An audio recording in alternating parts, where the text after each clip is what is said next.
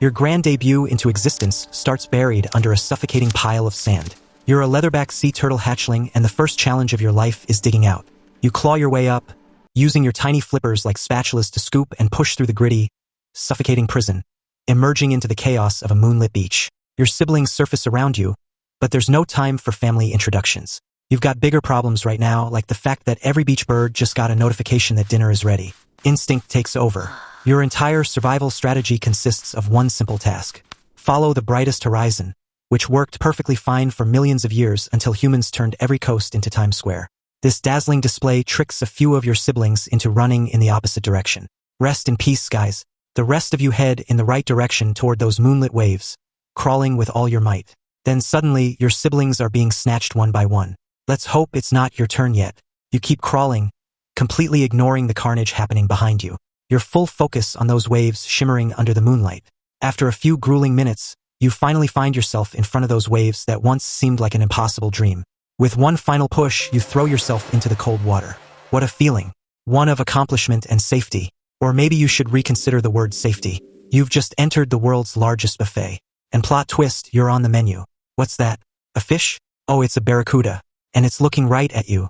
You dive instinctively, your soft, flexible shell letting you maneuver like a pro. Wait. It's changed its mind and gone back to snatch up your siblings who just entered the water. Oh, look over there. Other fish are joining the party. Things are starting to get worse. You dive deeper into the depths to escape the chaos near the surface. You're barely a few hours old and you've already survived what most hatchlings don't. Nice work. Now begins the lost years. You're drifting in the open ocean, chilling in patches of floating seaweed called sargassum. It's like your personal snack bar and hideout. You're munching on jellyfish and plankton growing stronger every day. Occasionally, you return closer to the surface to breathe or bask in floating seaweed. You see, as a sea turtle, you're an air-breathing reptile with lungs, so surfacing is non-negotiable. Luckily, your respiratory system's a marvel of efficiency. You can exhale and inhale in mere seconds, replenishing oxygen stores for your next dive. You look up, and there it is, a frigate bird, its wings cutting through the sky like a fighter jet. Your heart skips a beat. Okay, turtles don't do that, but you get the idea.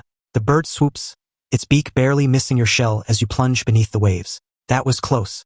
I forgot to mention that you can plunge over 3,000 feet into the abyss, far beyond the reach of most predators. Not bad for a creature that started out smaller than a ping-pong ball. I guess deep diving doesn't solve all your problems. You veer left, then right, zigzagging like an underwater Formula One car. The shark gives chase, but you've got stamina for days. You spot a jagged coral reef ahead and dart into its maze-like structure. The narrow passages and sharp turns are a nightmare for the shark to navigate. Tries to follow you, but quickly gives up and swims off, probably to bother some other unfortunate creature. You wait until the coast is clear, then cautiously slip out, grateful for the natural fortress that saved your life. Okay, time to hunt for some food. Turns out those transparent, pulsing things aren't just ocean disco lights. They're the tastiest snack you'll ever try. And lucky for you, they're practically everywhere. Your jaws are built to handle their stinging tentacles. But there's a downside. Floating plastic bags look an awful lot like jellyfish, and eating one could be your last mistake. Do you remember that time when you saw a fellow juvenile go for what seemed like lunch only to choke? Since then, you've been inspecting everything before eating it, knowing that any misjudgment could be the end of your life? I really wonder why humans bother making fake jellyfish. You spent these early years drifting thousands of kilometers across the open ocean, far from any shore. Your navigation relied entirely on ocean currents. Those natural freeways that made movement effortless, each offering its own distinct flavor of adventure.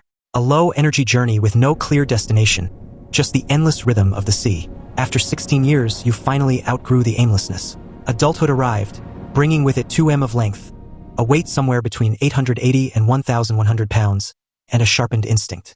You begin to feel a pull towards something new, a primal urge, the kind that said it was time to find a mate. So you set off again, this time with clear destination in mind. You aimed for the shallows, a place avoided for years, but now essential. These waters held the only thing you sought, mature females. When you arrived, you staked your claim, settling in and waiting for the appearance of a partner. Hours turned into days with no sign of what you hoped for. Oh, look over there. Seems like you're not the only one looking for a partner here. The competition's starting to pile up. More and more males showing up, but not a single trace of a female yet.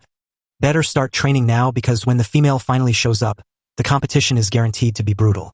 Weeks pass and there she is, a massive female leatherback, probably pushing 1,200 pounds, getting ready for her nesting run. But hold up, pot shot, they spotted her too. Time for some underwater UFC. First up is the dominance display. You arch your neck, raise your head high above the water, trying to look bigger than you actually are. And the other males do the same, and suddenly everyone's bobbing around like those drinking bird toys. Real majestic stuff here. Oh look, one of the younger males makes his move toward the female. The female's just watching this whole circus while munching on some jellyfish. Sometimes these battles can go on for hours. It's all about endurance.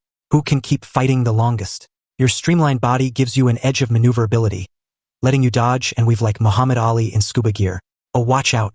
Another male just tried to sneak up behind you. You spin around and give him the old shell check. That's going to leave a mark. Finally, the other males back off. Victory is yours. Well, assuming the female is interested, because here's the thing they don't tell you in turtle school. Winning the fight doesn't guarantee you get the girl.